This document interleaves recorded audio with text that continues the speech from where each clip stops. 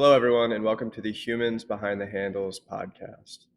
In the coming months, through a series of conversations, we're going to speak with retail investors who come from a variety of different backgrounds and invest in various different ways.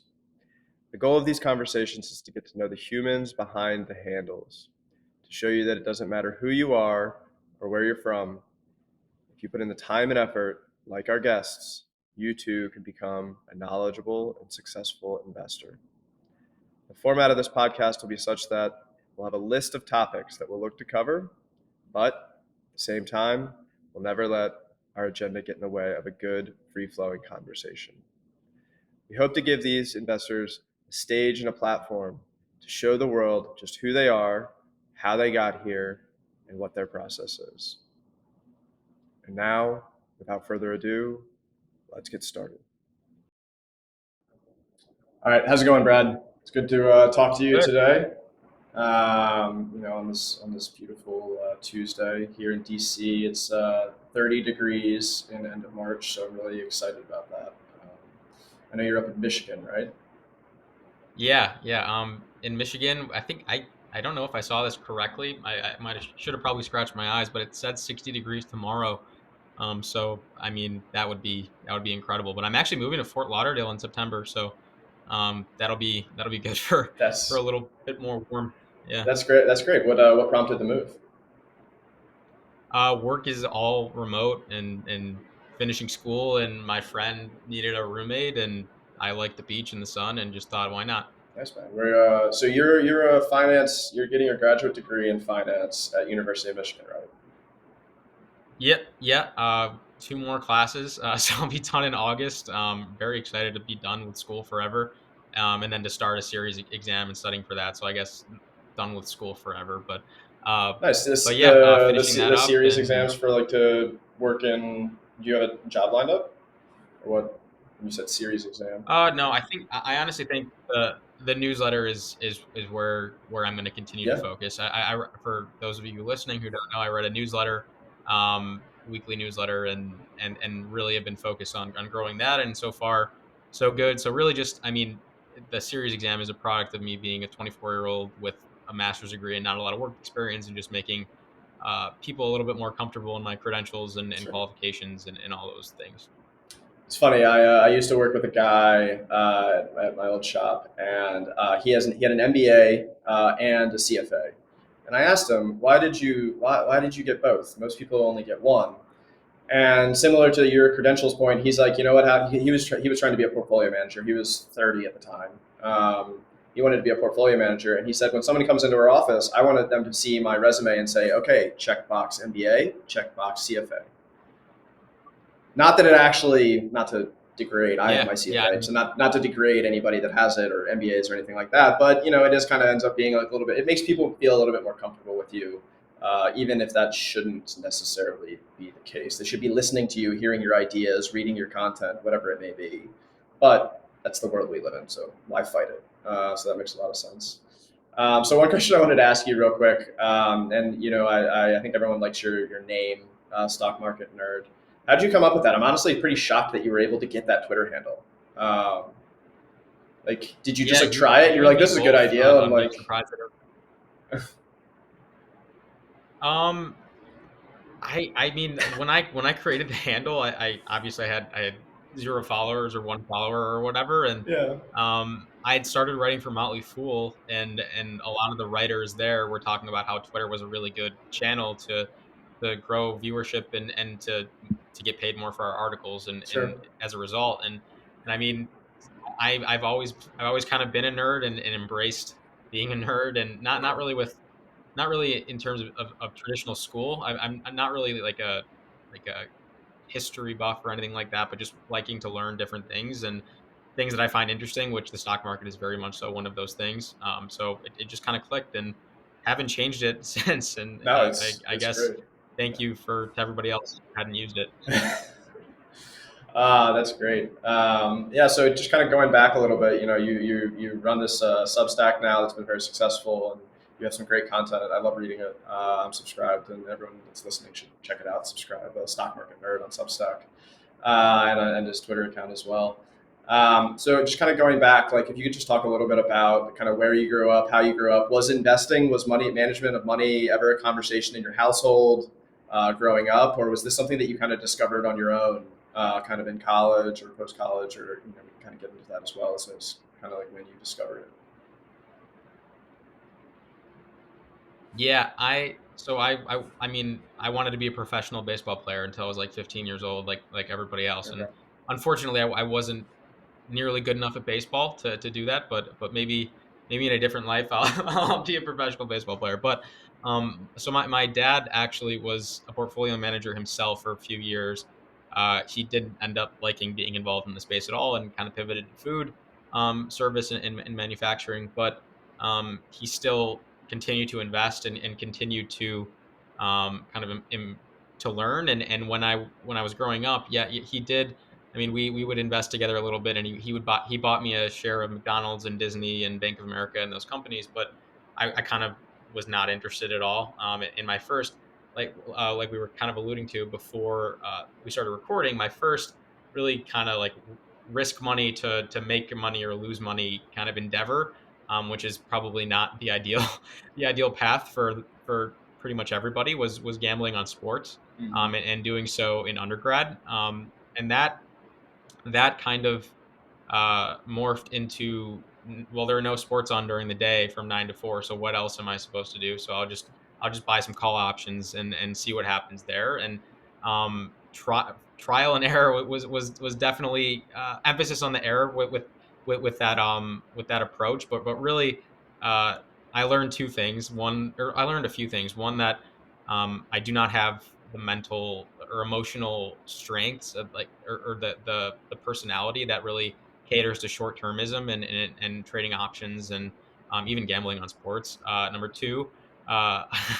my personality is somewhat addictive, and I need to keep that in check sometimes, which is why I don't bet on sports anymore.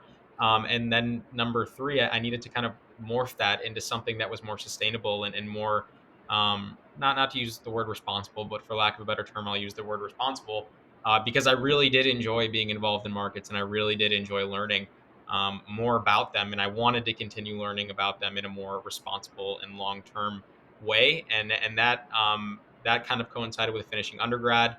And I started working for a mutual fund, and then Motley Fool kind of popped up on an online application and applied there and wrote there for a little bit over a year, but learned a ton from some of the other fellow writers and kind of parlayed that, not to use a sports gambling term because I don't do that anymore, but Yeah.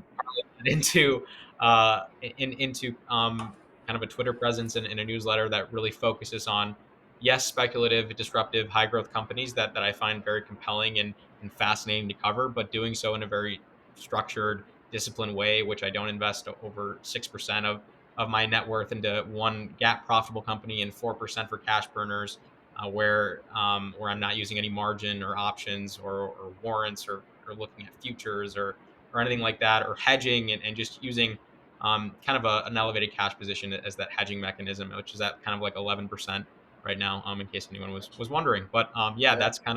that's where the start came from and how it morphed into something hopefully I think a lot more sustainable. So you took a pretty, I mean, that's like to think about the pivot, not the pivot, but the transition that you kind of went through. You went from the most like short term, starting with sports betting and like the dopamine hit, right? I mean, you know, kind of knowing yourself and a little bit of addictive personality, the dopamine hit of hitting a sports bet, hitting a parlay, and then on call options, hitting weeklies and like getting like kind of big profits on that. How did you pull yourself away from that? Like, what was there like an event that occurred where you lost a bunch of money, or like, or did you just like kind of learn over time? Was it a slower process and then just like one event, or Yeah, so fortunately I was 18, so I didn't have very much very much sure, money at all. So at the time, I mean, I lost a lot of money compared to what I had at sure, the yeah, yeah, time, but relatively, it was it was several $100s or $1,000 or something like that. And which is not, I'm not saying that's nothing, but yeah, fortunate that these lessons occurred when I was 18 years old and poor, because I wasn't capable of losing more than that because I didn't have more than that. But it was losing whatever it was, like $900 or something yeah. like that, and just realizing, because the entire way down, I was just thinking to myself, I'm learning, it's gonna change, it'll pivot, there will be an inflection point. and it just I wasn't learning, and I was just doing the exact same thing over and over and over again. And um, little heart to heart and tough love from parents helped definitely, and I'm fortunate to have a mom and dad who are mentors for me, and they helped me through that a little bit. Sure. But it took a lot of growing up as well, and just kind of looking at myself in the mirror and thinking I want to be in this industry, and I need to give myself the highest chance of succeeding in this industry. Yeah, no, that's it's a tough lesson to learn. But I think there's a saying that says that like the stock market is the most expensive place to learn about yourself that Yeah. exists, because you learn so much about yourself, your emotions, your ability to think clearly, your ability to stick to strategies, to stick to plans, to focus on. And it's not just like you said. It's like, some people are very good at short-term trading and they have the right emotional kind of state and the right mental framework. So I don't think there's it's just a different way people invest, and some people are good at it, and you just have to kind of learn yourself. Maybe you're not patient enough, but maybe you are really good at the short term stuff versus kind of the longer term stuff. So, like when you made that transition, was it an immediate jump? Like you had this kind of event, and then you're like, all right, forget all this short term stuff. I'm done. I'm focusing on good businesses. I'm focusing on long term theses. I'm buying and holding, and that's it. Yeah, it was. So in my mind, it was abrupt. There was there. So I took probably almost a year off from doing anything, and that's when while I Okay, was working for the mutual fund. So sure. I had money back in my pocket. So um, I told myself that I was going to embrace this long term mantra, and the Warren Buffett ideal time horizon is a lifetime if Yep. they deserve it. And but there was still some residual options bullshit trading that I was sorry. I don't know if I'm allowed to say No, that, you're but fine. there was still there was still some residual options trading. Just um, yeah, just like not had not I guess fully emotionally separated from that ambition or that drive, and Sure. it took a little bit took some time, took a few months, but it was, I mean, grand scheme of things, it was quite abrupt. And I pivoted into really blue chip value companies at first before I had started working for the Motley Fool and embraced this more speculative growth mentality before leaving Motley Fool. But it was Boeing and it was FedEx and it was Viacom and these blue chip companies that I kind of embraced at first, just because they were easy to understand, I guess. But from there, it kind of morphed into companies that I guess I like to seek out the most difficult to understand companies now. Shout out GoodRx and Upstart. You guys are awesome. Hey, they don't make it easy for you, and sometimes that's fun. No, Sometimes that's fun. That's great. And so were you a finance undergrad? no, I was for the first year, I was an environmental science major, Okay. and then second year, I decided I was going to be an econ major, and then after my third year, I was like, I hate both of these, and so I'm just going to be what's called a general studies major at Michigan, which is essentially I picked three or four concentrations. I picked environmental science because I had all the credits, Hmm. econ because I had all the credits, and Hmm. then international studies because that's actually what I wanted to learn in undergrad, Sure. and those were my three kind of not me. I guess you could call it kind of minor equivalents Sure. in terms of credits. But yeah, general studies. And then got the job at the mutual fund after that. What was Yeah, the right after. what was the experience there? It What was kind of work were you so doing? yeah. So my boss loved listening to conferences, or loved the idea of listening to conferences from Goldman Sachs and all these all these institutions, but he wasn't really willing to listen to them. So my job was literally it's somewhat similar to what I do right now in terms of reading earnings transcripts and digesting them and condensing them and giving them or publishing them in a very easy to understand way. That, I mean, it was the um kind of like the executive summary of every one of these conferences, where I would just give them 1 or 2 pages of the most important stuff, and that's really where I spent most of my days, or where I spent most of my time. Towards the end, I started getting to sit in to more client meetings, client facing, hand holding, for lack Yeah. for which is really what it was. But they were very much so. We'll give all of our money to Morgan Stanley, and they can invest in a few ETFs and mutual funds, and that's what we do. Yeah. So it wasn't really stock picking or anything like that. But so during my lunch hour, I would sit on the computer and read and just try to learn about what I actually wanted to do. But it was a really good learning experience. Just, we talked again before the recording of just how valuable it is to be working within the industry to kind of learn the industry, especially for me, where I'm 24, and I'm trying to branch out and do my own thing right now. I Yeah. think that 1 year of being involved in the mutual fund was extremely helpful for me. What were some of the, just for folks that maybe don't have that opportunity, or maybe they're just kind of too far in their career? Is there any one or two things that you say that you really learned from it, that they could take away? Hmm.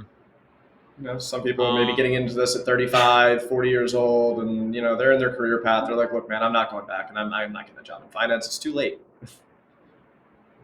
So just the two feel. things I learned from it. Yeah, I guess the first thing is, and this was before I had started kind of the long term investing approach, but just exactly how emotional and psychological investing is, and how absolutely brilliant people can overthink and hurt themselves, and how people who maybe aren't as brilliant can kind of I guess what I'm trying to get at is it's way more about EQ versus IQ than I thought about early on, and just Yeah, staying the course and staying disciplined and staying emotionally sound when it becomes more difficult to do so, which becomes even more difficult when you're using platforms like Twitter. But that was definitely one of the takeaways. And the other takeaway was, which is maybe not something I learned about her skills, but just exactly how automated this entire process is at this point in time. Like this registered investment advisor probably does, and I don't want to name his name because yeah, I'm gonna because I don't need to doesn't name his name, matter. but he maybe does 10-15 minutes of work.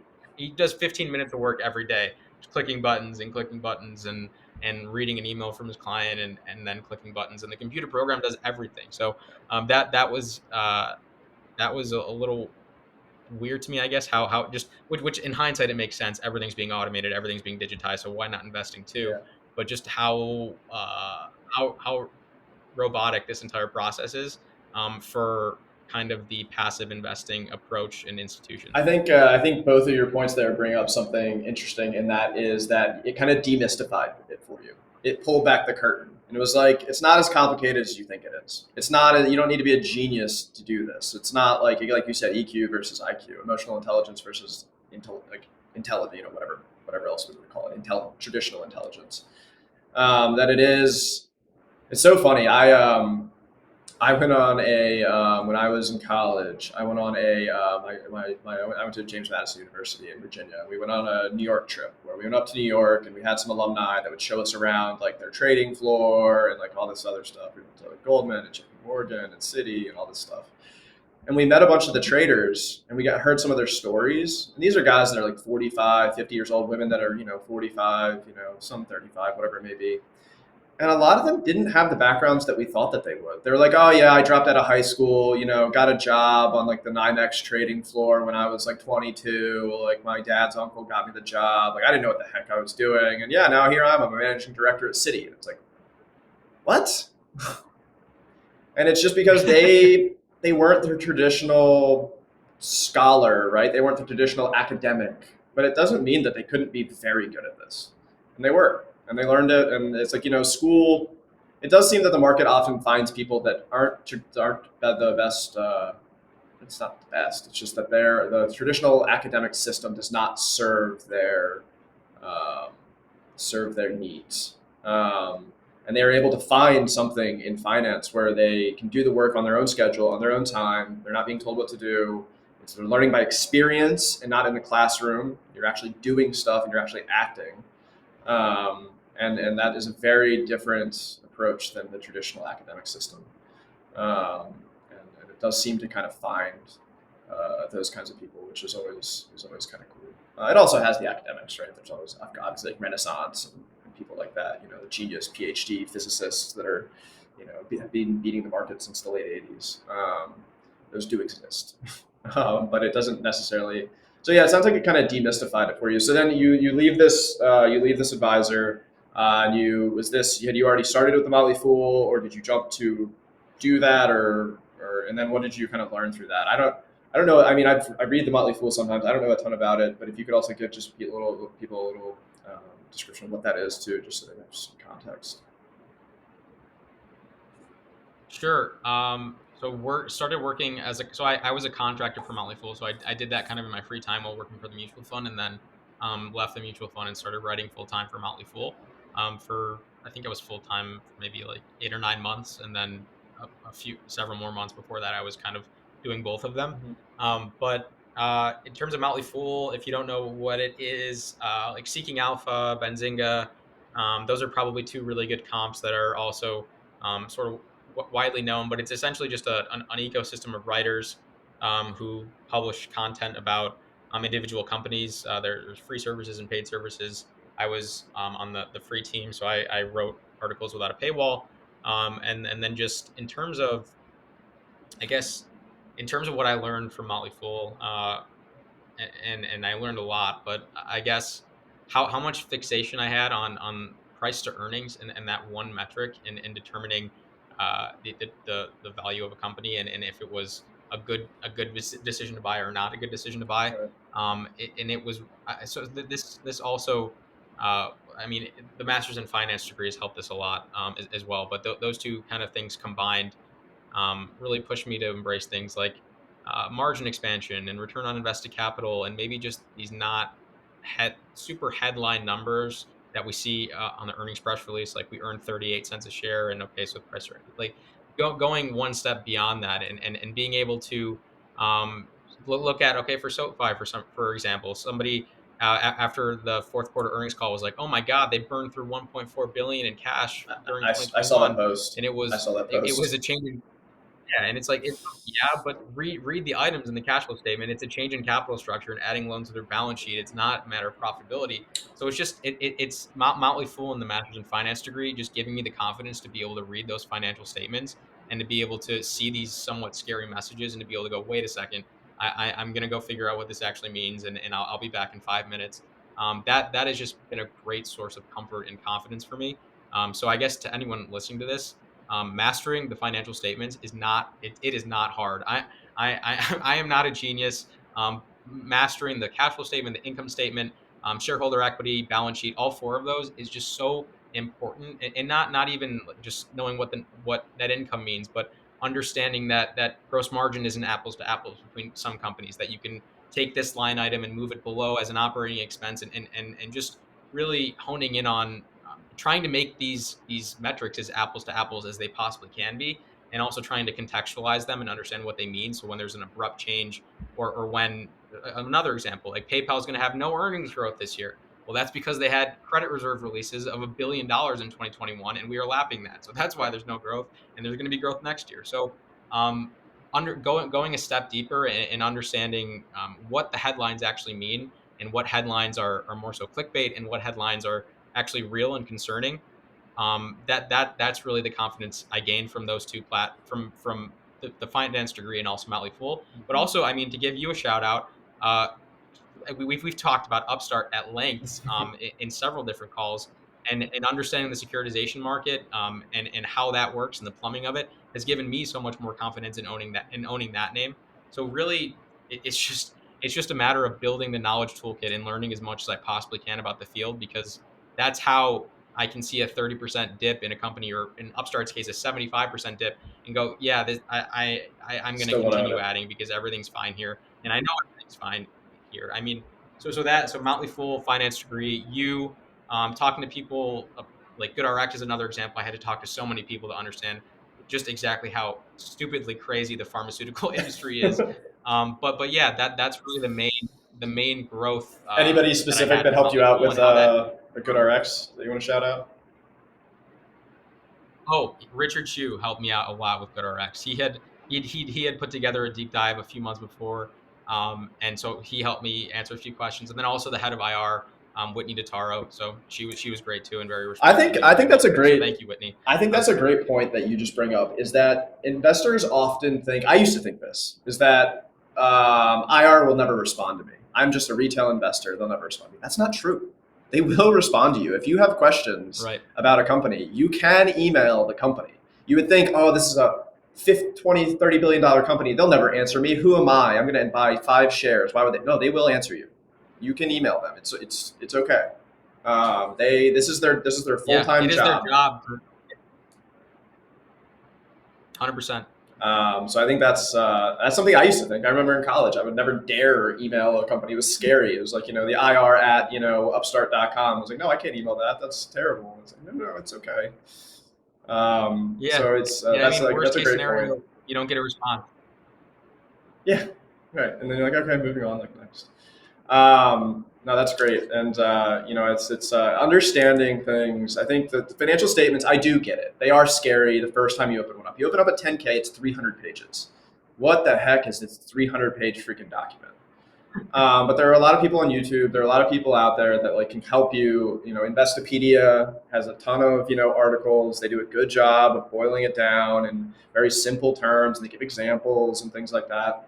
And you just kind of have to. My thought kind of on it is that if you read enough of them and you spend the time, you start to know where things are. And so you're scrolling through, and you know where the notes to the financial statement are. You know where the balance sheet is. And you know where the management discussion section is. And you kind of know. And what you realize, there's a ton of crap in there that actually doesn't mean anything. I mean, it means Yeah. stuff. It's There's like the risk. the risk section. Sorry to No, interrupt no, you, no. but You're yeah. Go. Yeah. I have to agree with you.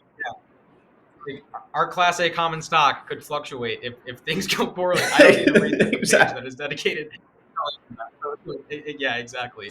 But good point. Sorry to interrupt. Go No, on. no, no, no. That's exactly it. It's just like there's a lot of stuff in there. Don't let it intimidate you. It's.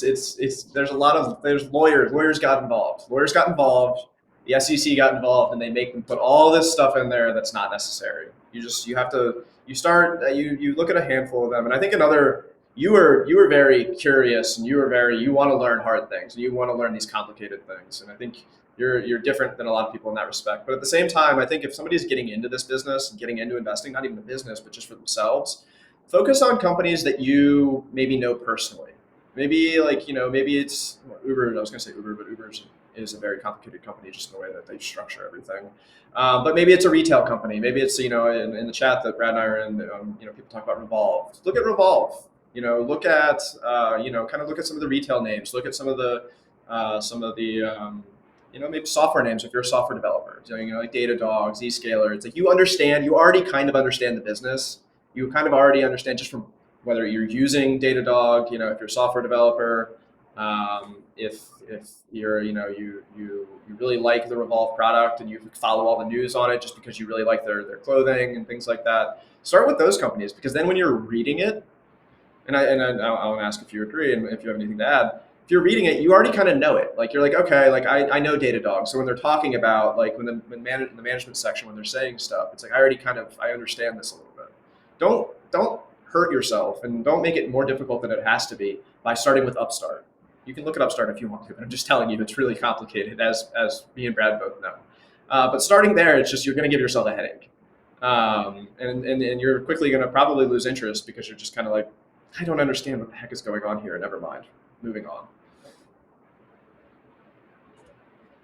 Yeah, yeah, and I mean, so I just bought Match Group, so not to get too personal, but like dating apps have been a part of my life, and it's so not I don't seek out these wildly complicated businesses, but I do find that the complication makes them makes the inefficiencies maybe a little bit greater in the short term, and maybe opens the door a little bit. But at the same time, Revolve has been my most successful investment ever, and they sell dresses and skirts, and I learned about it from being in an undergraduate lecture hall and seeing all of my female classmates shopping on the website. So that Peter Lynch mentality of using your surroundings and using your to marry it with Warren Buffett's quote, but circle of competence is an extremely powerful trait. And understanding what that circle of competence is and not expanding it too far is extremely important too. I want to be exposed to the semiconductor industry. I know nothing about the semiconductor industry. It is science fiction to me. I don't get it at all. So I bought a thematic ETF, and in genomics, I'm probably going to end up getting back into an ETF. Maybe when they're all extremely expensive cash burners. So right now it's not. I'm not. I don't feel like I'm in a huge hurry to get back involved. But once I am in that industry, it will not be single stock risk. It will be an ETF. So just understanding where you can stock pick and where you can't, I think, is an incredibly important thing as well. I mean, I can own CrowdStrike and spend a ton of time learning about CrowdStrike, or I can own, which I own CrowdStrike, so I'm arguing against myself, Yeah. or I can own iHack, the cybersecurity ETF, and be exposed to that secular growth that we are all expecting over the next 10, 20 years, and not have to rely on the fact that CrowdStrike is going to be the one to take that market share and take that growth. So I think that's a great point. Yeah, because I mean, let's be honest. Unless you and I got really deep into it, if CrowdStrike really, this is always the issue that I have with some of these SaaS names.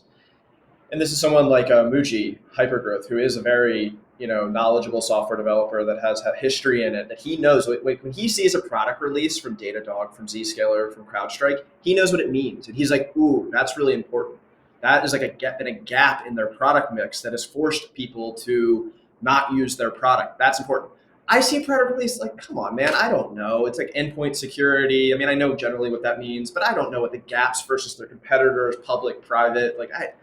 I've never been the buyer of a cybersecurity, suite for a company. He has. It's like, well, and I want to listen to this guy because I have no freaking idea. Even like you said, even if we spent 40, 50 hours doing this, we still wouldn't know as much as he does, or someone that is an expert in that field does. Not necessarily him specifically, but anybody. Right. And so it's like kind of like, don't make it harder on think yourself than it's you need to. Yeah, and I just think it's when we do decide that maybe we want to kind of edge to the end of our comfort zone, it's so important.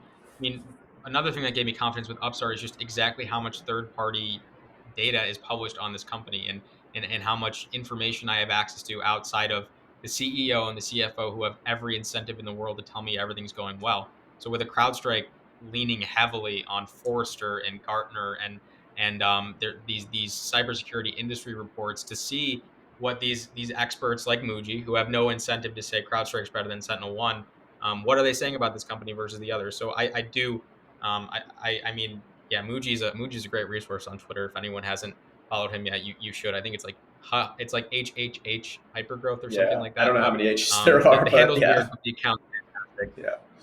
No, he's great. He does spaces, and for those of you who don't know, Twitter Spaces, Brad is on them often as well, and it's great just kind of hearing those discussions and live kind of just genuine raw discussions about kind of things that are going on and specific topics. But going back, so to bring us back to the Motley Fool real quick. So you were writing for a year. Do you think writing helped your investing process? Do you think that like materially helped you think things through, to develop theses, compared to if you weren't formally writing, if you were just doing this for yourself? So a little bit, but because we were confined to 750 words an article, we really were never able to go that deep into. And it's the way Motley Fool is. And I'm not saying Yeah. that's good or bad. I'm just saying Yeah. we had very strict limits on how detailed we could get in our articles. But so writing for them, maybe it helped me a little bit, but I mean, writing these Upstart deep dives and the GoodRx deep dive and all in the weekly news reports, that has massively aided me both in remaining accountable to my own process and sticking to my rules, because I know everyone else is looking to me to stick to my rules, and they'll call me out for my bullshit if I don't. But um, it's also requiring that I have enough knowledge to support being or owning this for now and hopefully for the long term. So like kind of the motivation to attract people to my newsletter kind of forced me to understand these companies on a much deeper level, to kind of create value for other readers Right. and indirectly created value for myself too. So yeah, it did help me a ton. Yeah, that's interesting because we have talked about, and this I don't want to put this just on retail investors. It also exists on Wall Street. It also exists in the professional world. But sometimes Twitter and other social media platforms can, and like in a lot of aspects of life, be a little toxic. There's a lot of herd following. There's sometimes trolling. There's a lot of kind of things like that. And those are the Don't say. negatives. Yeah, I know. And those are the negatives. But that just to tell everyone, that exists on Wall Street too. Who do you think that everybody that works at hedge funds and banks, who do you think their friends are? It's other people at hedge funds and banks. And what do? Because they're all freaking overworked and egotistical. They talk about work. So then when that's how you end up with these hedge fund hotels, we used to call them, these names that you look at the holders list of a company and it's like 15 hedge funds. And you're like, what is going on? Like, did you all just like pile into this all at once? Like what happened? And it's because the same thing happens. They act like that the professional money managers act like they're above retail investors. It's not true. They have better data, they have more access. Yes, yes, yes. They spend a lot more time on it because most people, you're not a case of that, but most people can't do this full time because they have a full time job, so on and so forth. They are just doing it professionally.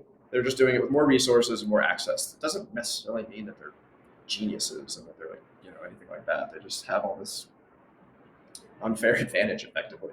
Um, and but so the kind of the whole point of that was just that while sometimes social media can have negative effects, it has held you accountable. It has helped you improve your process. It has kind of helped you develop. And the accountability is very interesting because I'm sure you can speak to this.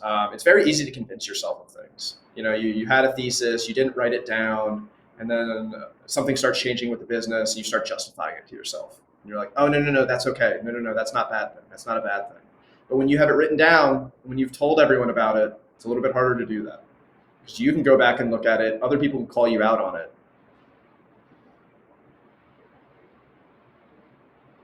Yeah, yeah, and I mean, I the longest section in every deep dive that I write is the risk section of what can go wrong. So I am explicitly saying here are the 5 or 6 things that I'm acknowledging could go astray. So when those things come to fruition, it is right there. I've written it clear as day, as you've said. So it just really feeds into that accountability of like when I was writing about Curiosity Stream, which I exited last week, just about how fixated I was on their revenue mix and how yes they met their 2021 revenue goal, but they sold off a lot of their content library to do so, and their subscribers are way below what they were actually forecasting and guiding to. So this intellectual property that they're relying on to attract more subscribers, they are having to sell off to meet a target that they didn't probably should never have set in the first place. But I said if this doesn't revert in the next quarter, I'm out, and it didn't revert, so I was out. So I guess just supporting the what you were talking about, just via that example. But there's a lot of examples like that. Yeah, no, and I think that folks that are trying to get into it, writing things down and holding yourself accountable could be very beneficial to kind of like your own process. To remember what you were thinking when you did something. To remember, and it also helps learn, right? Because you really see what you wrote down, and then maybe you were wrong. Like maybe you had it wrong, and then you learned later on, like, oh, that was like it's like I use like Evernote. I keep notes on companies, if I have a thought or like looking through a filing and write something down, and it keeps me accountable too. It keeps, and I think that could potentially be like a good thing for kind of new people getting into it, because then you can also see your progress too doing something like that. Like, wow, I used to think that. Like, oh, I've learned that that's not true. That's I've come a long way, and to kind of remind yourself that you are progressing. Um, but okay, so you were writing for the Motley Fool, and then is this then you went to what made you decide to get your graduate degree in finance and come back to the was it University of Michigan your undergrad? You said it was. So you went Yeah. back to University of Michigan, yeah? Yeah. No, no, no. I mean, In-state's always cheaper. no, Yeah. absolutely. And then Great school. Had a so nice little run in the tournament. yeah, not long enough, but I that's know. okay. I know. We were in. I went to Miami for that the college football semifinal too, which was extremely fun right until kickoff, and then we just got absolutely embarrassed. But I won't cry on this podcast. In terms of why I got the finance degree, it Yeah. was the reasoning is extremely similar to why I'm planning on getting my series exam. Just I mean, I well at that point I was a general studies major with a pseudo minor in econ, trying to go off and do my own thing. And that is far from the path of least resistance. So just creating a little bit less resistance from potential prospective readers, when they come to my page and see, yeah, you have your series, you have your appropriate series licenses, you have your master's in finance. We're somewhat more comfortable that you know what you're talking about, and then hopefully from there, when they read my content, they can see that I obsess over this stuff and really care a lot about it. So Do you what do you think? Have you learned a lot from it? from the degree, absolutely. Yeah. I know people love to say college is worthless and you don't learn anything there, and I think that is partially true. But there I mean, it's almost like going to trade school, but the trade is finance and not HVAC or something like that. Just talking about how important it was for me to learn the financial statements and to be able to dissect them line by line and understand what each line item means. Um, it was a finance degree, but there was a lot of accounting involved in the program, and that was just greatly helpful in both in learning them and learning them in an environment where I have an expert in front of me who I can bounce questions off of in the context of public investing and actual use cases. So it has been very valuable for me. I wasn't expecting it to be valuable at all, but begrudgingly, I will say that yes, the graduate degree was not a complete waste of money. Okay, that's great. Yeah, no, that's definitely a comment these days. With college getting so expensive and things like that, people like to crap on college, but I think like anything, it's you get out what you put in, right? If you went in there and just cruised and didn't really pay attention and just tried to take tests and kind of breeze your way through, sure, you're not going to get anything out of it. But like if you actually take advantage of the resources that are available to you and actually talk to people and talk to your professors, I think there's always something to get out of something like that. Okay, so let's fast forward now. You know, well, not really fast forwarding. You're finishing your degree in May, I assume, or it sounds like, since you're moving August. to Florida. August. Okay, so after that, you're going to move down to Florida. So let's talk a little bit about your investing process. You know, we've kind of gone through your history and we've kind of gone through how you've gotten where you are today. When you're looking at a company, when you're looking for a new investment, you know, from I think you know listeners could probably pick up that you're much less macro focused. You're very company focused. You're very like you know if I underwrite the company correctly, you know there's always error. You know within a certain you know kind of bounds, and I like the business and I like the management team and like the you know all aspects of the marketing, financials, everything. But how do you find them? Like what's the discovery process? Sure. Yeah. So I do take a very micro approach to stock picking, but I do love to use valuation and macro indicators to kind of build the position and right size it and tweak it over time. And so I would say a core, if I have a 6% full position on something, 85% of that I will consider kind of permanent in a position that I'm not touching or tweaking. And that other Okay, 10 or 15%, I will if a earnings multiple goes from 20 to 60, and that's and a stock triple because of that, I'm likely taking off that 10 or 15% to right, kind of wait for right sizing of historical multiples. So I do love to use multiples as kind of sure, a yeah, discounted cash flow shortcut, like we were talking about earlier. sure, But for so I love to seek out these high growth disruptors, these speculative disruptors that can provide life changing returns and then have a very high chance of being duds. So with that in mind, for you using a baseball reference, I prioritize wholeheartedly slugging percentage over batting average. I'm going to swing and miss a lot. There's going to be more curiosity streams in my portfolio. I don't even want to say I'm not going to bat 1,000. I'm not going to bat 500 when I'm taking this approach. Like I'm going to be wrong probably more than I'm right. But because of that capital or that profit structure, potential profit structure of common equities, when I do have a revolver or crowd strike where I can where my returns can be factors higher than what I invested, that can make up for a curiosity stream in a butterfly, which I exited 3 or 4 months ago or something like that. And future losers that are absolutely going to be in the portfolio when I seek out speculation and when I seek out disruption and innovation and high growth, and not always profitability and balance sheet health immediately, but always seeking out trends and signs that are pointing towards that balance sheet health being a likely outcome in the future, and profitability obviously being in the company's future. So um, I guess top five positions, just to kind of give a sense of who I am. I think these are the top five, but it changes kind of day to day, and I don't have them off the top of my head. I know CrowdStrike is number one. Revolve is my second largest. Progeny, which is a fertility benefits disruptor. Um, PayPal, and then Meta Holdings. So I say high growth and speculation, but there are some larger cap, less speculative, more mature growth names, more GARPy names, growth at a reasonable price names. I like to think all of my positions are growth at a reasonable price, but for PayPal and for Facebook specifically, or for Match Group and these other companies, I do invest in those as well. But I'm focused on, so maybe not so much price to earnings ratio, but things like PEG ratio. So if they're trading at 80 times earnings, is earnings growing 5% year over year? Or is earnings growing 80 or 90% year over year? So it's really it's taking all of these things of um, demand growth that's not coming solely from just spending more and more money, like companies like I'm not going to name names. We all know what those companies are, but companies that have to spend $1.10 in sales and marketing to generate $1 in revenue and have no stickiness and no recurring revenue or anything like that. I think So seeking out quality growth. the recent poster child of that was skills.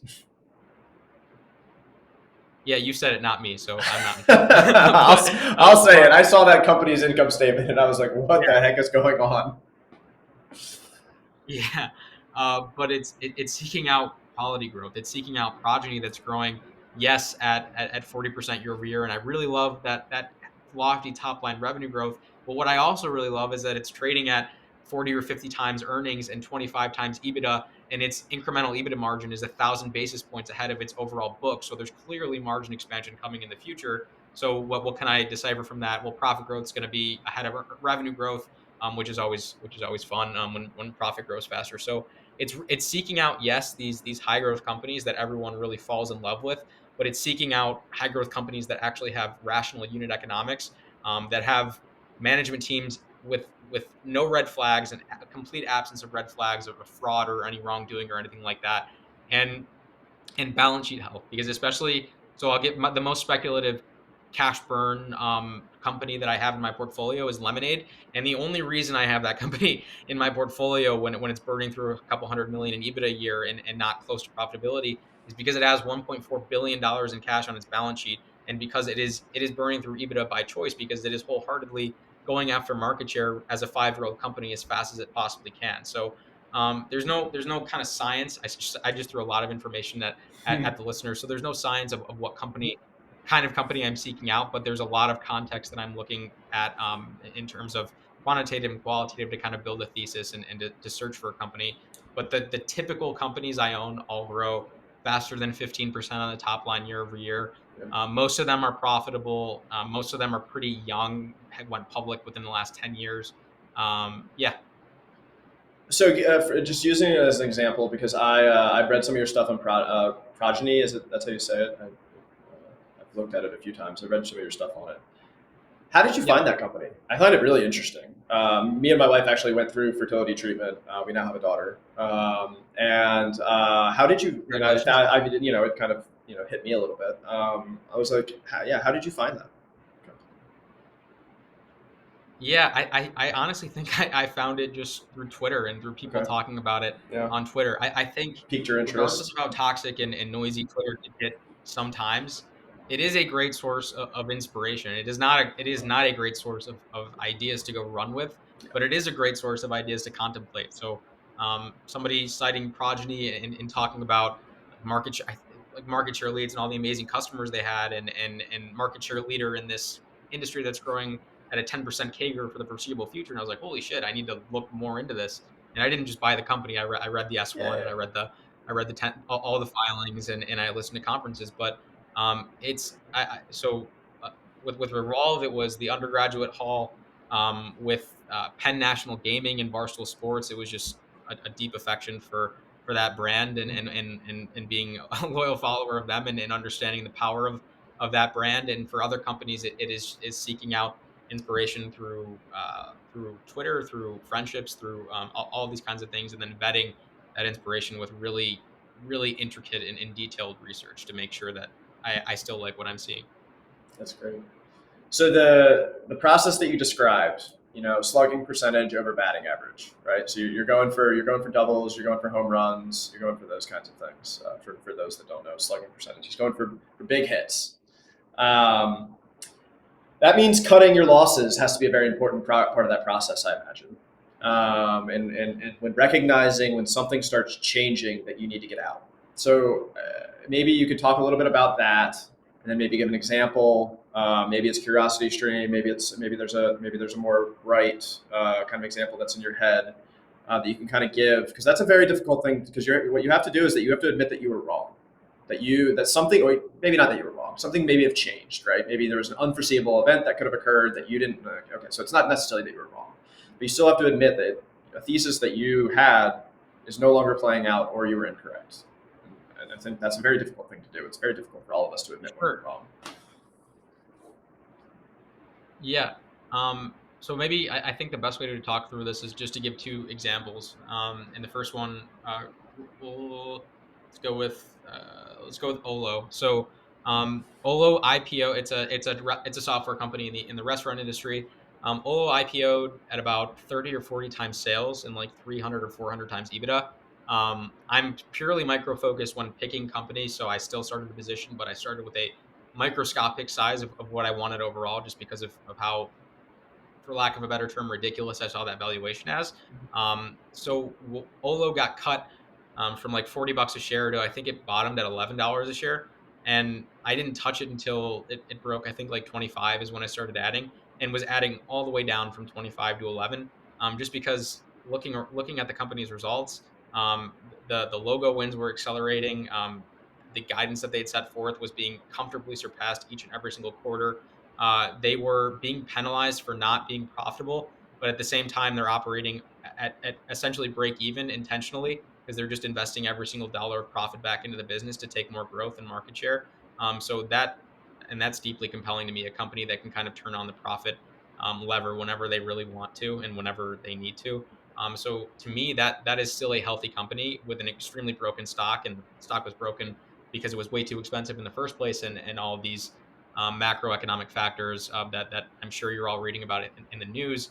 But so that got cut by 75%, and I was still adding, and not anywhere near ready to admit that it wasn't a good pick. But at the same time, let's just go with Curiosity Stream, because that's the most recent example, and that actually, I'll use Butterfly as a different example, because I already kind of talked through the revenue split. But Butterfly, conversely, also very expensive, also a small position that I was hoping to build out, went from like $14 a share to $4 a share. And during that time, they lowered their revenue guidance by 24%. They lowered their gross profit margin guide by 1,800 basis points, which is Yeah, just crazy to think about. And, yeah, and, and, and the 18%. reasoning that this demand and profitability was suffering was because they built out their enterprise sales team. So now that they have their enterprise sales team in place, for some reason, growth was going to slow. So the losses that we were incurring for them to build out this team, for them to justify incurring these losses, is now resulting in slower demand growth.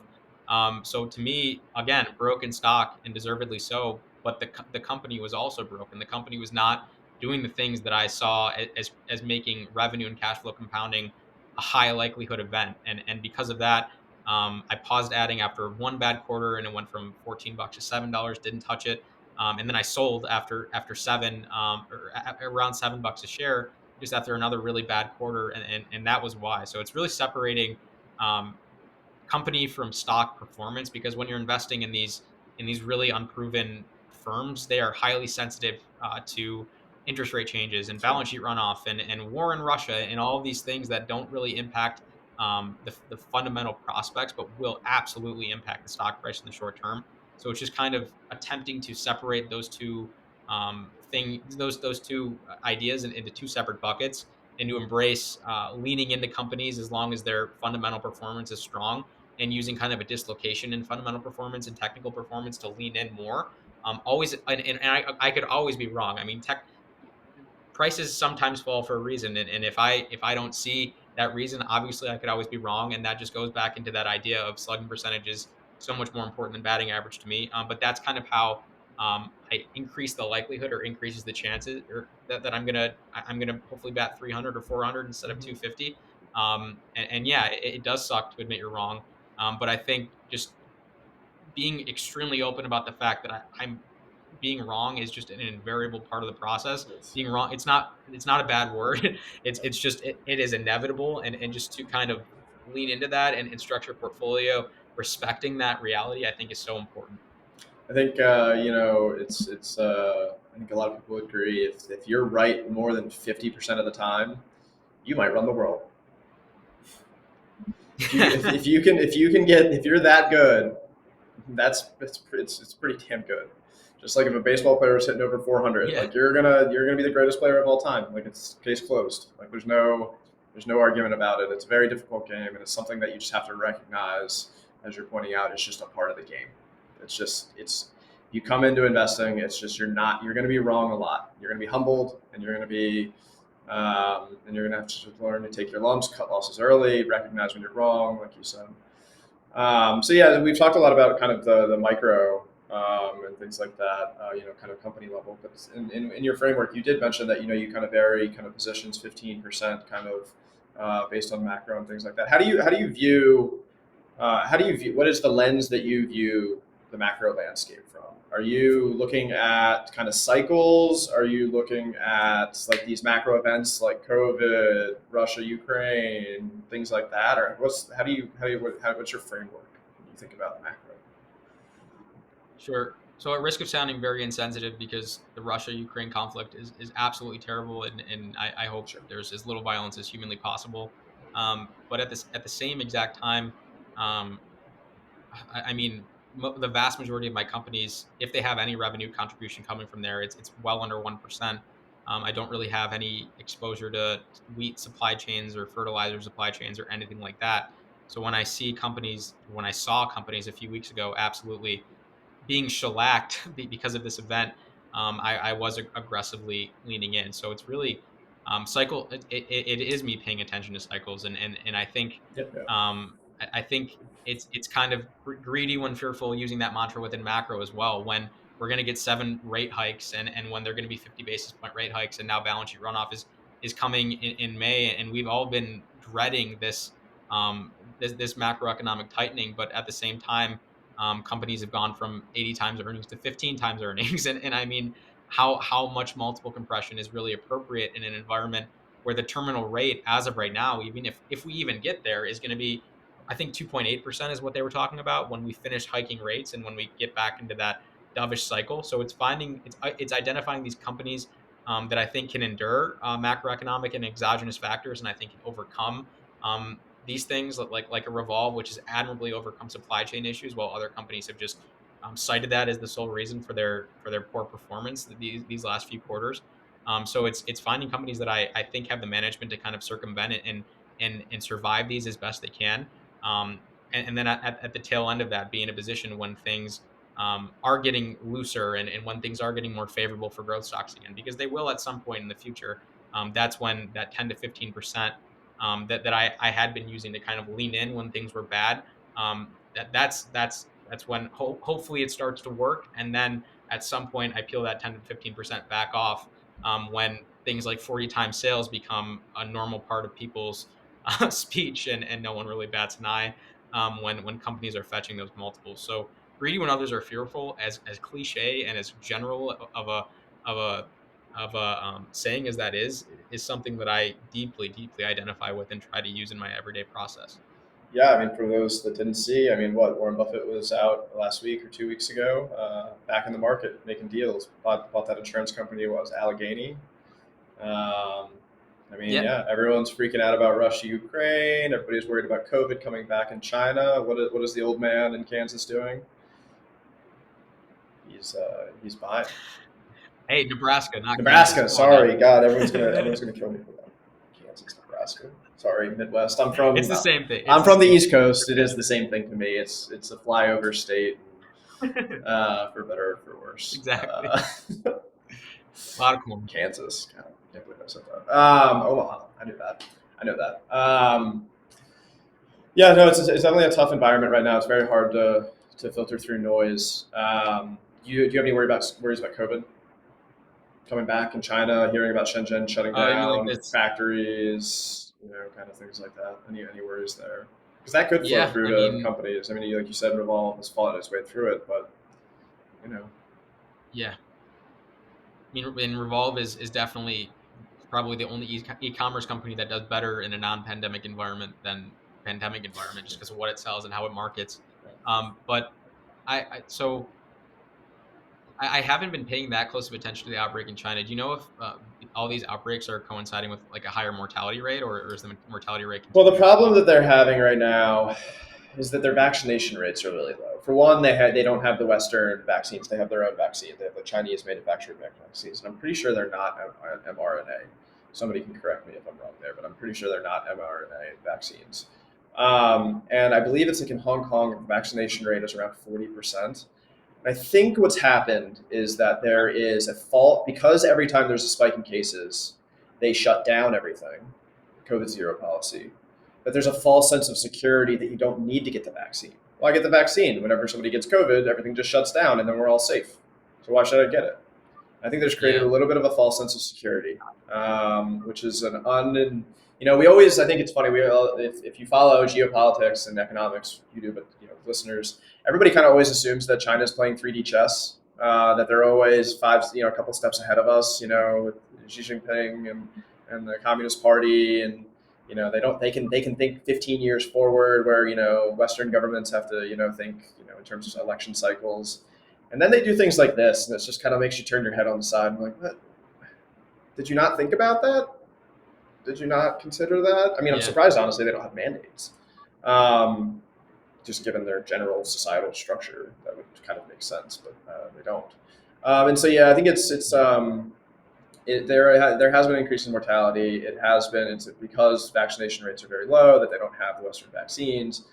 And so, yeah, they have to kind of shut down. And I know Tesla was building, or has built their plant in China, and that had to get stopped. That had to get shut down for 4 or 5 days because there was employees that contracted it.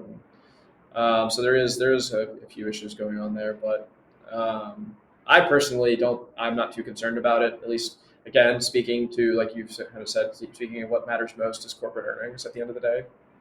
And yes, they could obviously be impacted by like manufacturing and things like that, but it doesn't seem like the world has much of a tolerance at this point for shutting back down. Just thinking about the U.S. economy, and I've even seen a handful of articles talking about how Yeah. China's starting to back off of their COVID zero policy because they're recognizing it's not sustainable either. That this is not working. Yeah. It's Uh, not. It's not. Yeah. so I mean, I do own I own a stake in Boeing, so I mean, and China is definitely a big part of their recovery. So that's probably the biggest stock risk I have in the portfolio. But other than that, yeah, I don't really see an appetite for the Western world shuttering back down, and hopefully more boosters if we need them, or hopefully we don't. But if we need them, I don't know. And these variants just, yeah, they keep. Or this last one, Omicron. I mean, no one, not no one, but so few people died in the United yeah, States. It's like, okay, well, um, it's kind of. I mean, at the beginning of all this, it was ridiculous to call it a flu or a common cold, but that's kind of what it's morphing into now. If you're vaccinated, it's so funny. I've listened to a handful of podcasts that had virologists on talking about it, and it's like a successful virus doesn't want to kill its host. That then it dies. A successful virus lives in, like, the most successful viruses and bacteria that we have are the ones in our stomach, the ones that live on our skin, the ones that we never even know about because they continue to live on. The common cold is the most successful virus in the history of man. We all pass it around, we all get a stuffy nose, we all get a cough, and then a week later it's gone. We give it to somebody else, and it just keeps going and going and going. And so, like, there's at least some science. I'm not a scientist. I never studied science, biology, chemistry. Never studied any of it. But from what I've read, there is some science to the idea that it would actually tend towards being less deadly versus becoming more deadly. Um, and so it is positive. All right, so I'm going to get you out on this. We've talked a lot about some of the stocks that you do own, some mistakes that you've made in the past. I want to hear about some of your big wins. What's the biggest win that you've had in the last like year or two? yeah, let's talk about. So I briefly mentioned Viacom at the beginning. So uh, the Bill Huang episode was awesome. I think I had like a $11 cost basis on Viacom or something, and then all of a sudden it was trading near $100 a share, and I completely exited the position, didn't keep any of it, and then just down it went. So um, that made me look a lot smarter than I am. Can you But tell that Can you tell people what that episode was, real quick? yeah, so Bill Huang was like was manipulating stock prices and volumes with swaps or some ridiculous financial instrument, and was absolutely ridiculously driving the price up. If you look at Viacom's 5 year chart, you'll know exactly where I'm pointing to because it's so pronounced. But he essentially overlevered and got margin called and went belly up, and so all of that demand vanished overnight, and it went right back from $100 a share to wherever it is now. Yeah, And I mean, the business is Pluto, like Pluto TV, which is one of the logos that, or one of the brands that Viacom owns, along with Paramount Plus, are both doing really well. yeah, But at that time, it went from like 15 times earnings to like 70 or 80 times earnings, and Viacom should never be trading at 70 or 80 times earnings. So that was it turned out well, but there have been losers, obviously, and so Yeah, so that went well. Revolve is the biggest current winner in my portfolio. Um, yeah, so those are two that I get to be happy about. very nice. Very nice, man. Well, hey, Brad, I really appreciate you coming on and talking with me.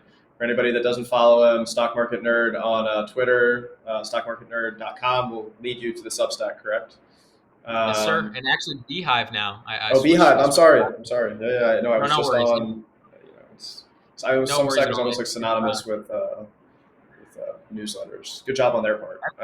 That's probably, yeah, bullish for Substack, honestly. But yeah, no, But yeah, Beehive, for Brad's content, every week puts out some news, does a lot of deep dives, tweets, some interesting, kind of shorter, quicker hit things, and definitely worth checking out, definitely worth following. And I assume, I don't want to put you out there, but if anybody has questions, I'm sure they can reach out to you. I know absolutely. you're very open. But I appreciate your time, and I'm sure we'll talk again. Cool.